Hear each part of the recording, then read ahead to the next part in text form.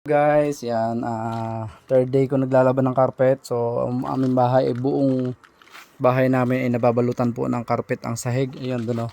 Meron pang isa pero malinis na 'yon. Kasi kailangan po ng carpet talaga pagka taglamig, kasi kung sahig lang or tiles or yung kahoy na sahig, sobrang lamig po. Ito kasi nakaka-absorb to ng ng lamig. Kung taglamig, maganda tong gamitin. Lalo ganitong mga bahay dito, mga kahoy, kasi nakaka-absorb po ng lamig yan.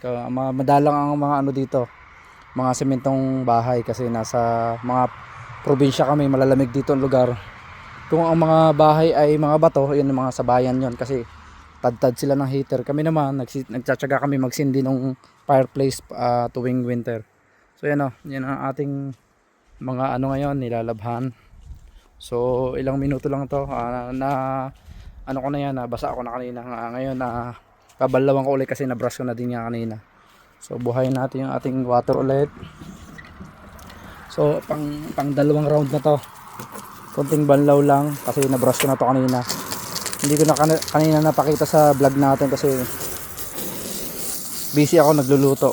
Ito konting banlaw lang kasi okay na yan. Babalawan lang natin. Konting banlaw lang kasi pang ilang banlaw ko na din to kanina. Ito naman kay ate sa kwarto niya, dinamay ko din paglilinis kasi lagi din naman kami magkakasama at lagi din ako nililibre niya ate ng kape.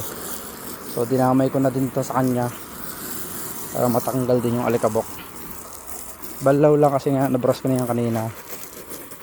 So bukas yung pinto natin. Yun lang, konting update lang ulit. Pang 3 days na to paglalaban ng ating carpet. Yung unang na-upload natin ay pangalawang araw yon. 2 beses na ako nag-upload ng natin, ng ating video sa paglalaban ng carpet. So yun, hintayin lang natin matuyo. At medyo mainit ngayon. Kumulimlim ng konti pero medyo mainit yung kanina.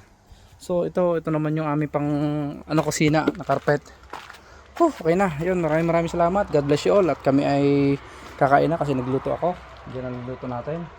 Bye bye and keep safe always. Maraming salamat sa nanonood. Thank you.